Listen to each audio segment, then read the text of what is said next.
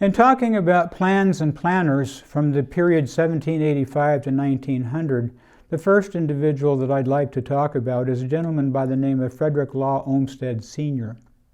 He's generally recognized as the father of landscape architecture in the United States. He had a very diverse background with experience as a public health professional. He was also heavily affiliated in social work, and then he was broadly trained in physical design and planning. I want to talk about two sets of projects that Olmsted developed, one for town planning in Illinois, outside of Chicago, and the other was open space planning in Boston, Massachusetts.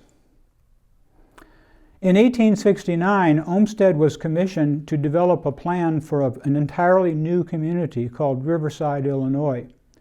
Riverside was an early railroad suburb of Chicago. At this point in time, Chicago was principally the center city, and suburban areas were beginning to develop, and they developed principally along the railroad lines. And Riverside happened to be one of the stops along a railroad line coming out of the western side of Chicago. Planning concepts embedded in the landscape plan for the town included reservation of a floodplain along the Des Plaines River as regional public open space, and secondly, a reservation of smaller open space areas inside of the community.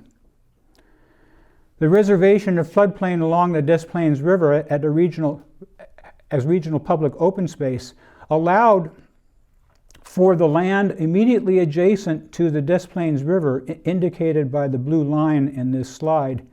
All of the green area that you see around the blue line is the floodplain. This is land which is inundated by floodwater when the river overtops its banks. Olmsted's concept then was to set aside the floodplain to allow the river space to flood into, and then also use that, since it's a spine working its way along the Des Plaines River through the middle of Riverside, to use it as regional open space. So it's functioning both in a hydrologic capacity and to provide open space.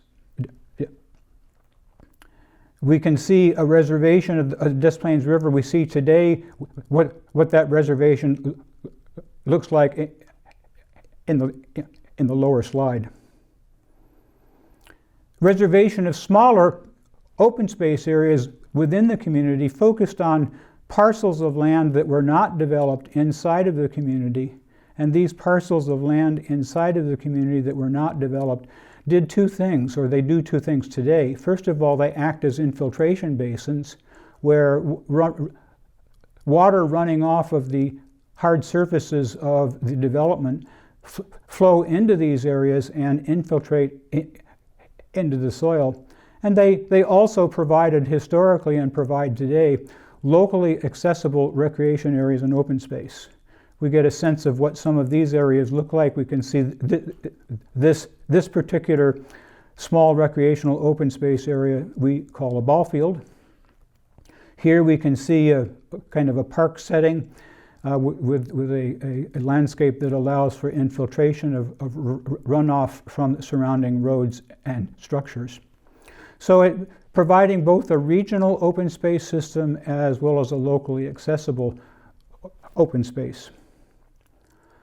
In 1879, Olmsted started working in the Boston metropolitan area, and he developed a plan for initially something called the Back Bay, and that expanded later into something called the Emerald Necklace as part of the Boston landscape.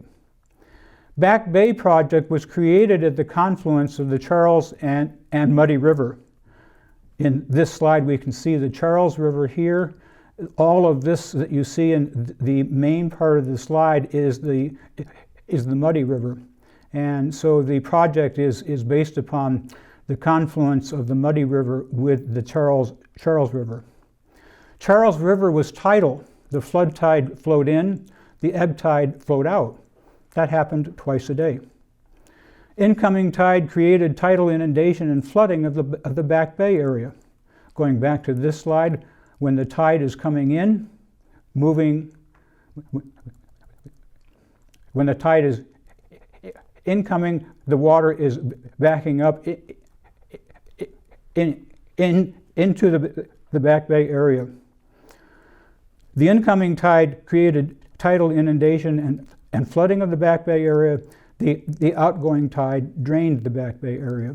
This was a twice daily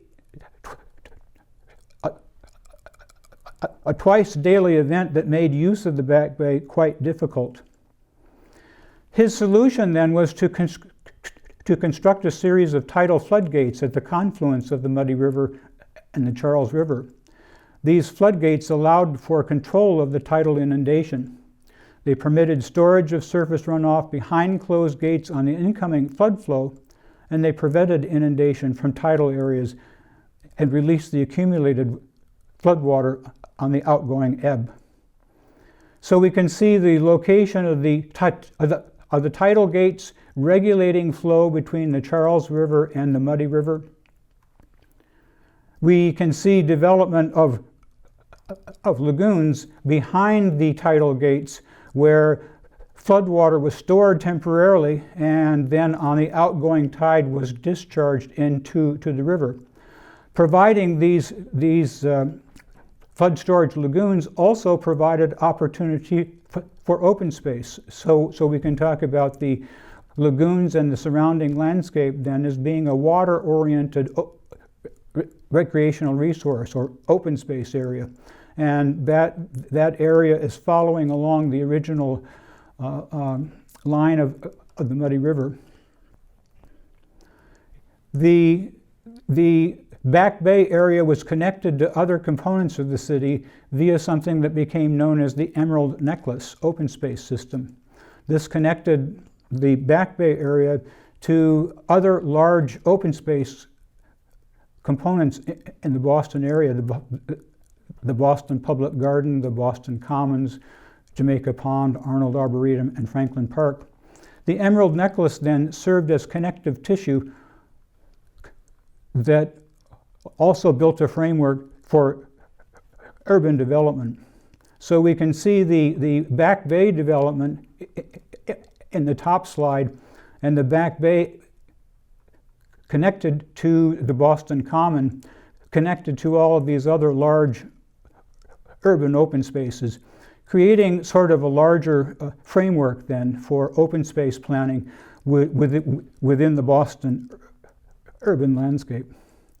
Today, we see the Back Bay area draining into the Charles River, connecting downtown Boston to other portions of the city.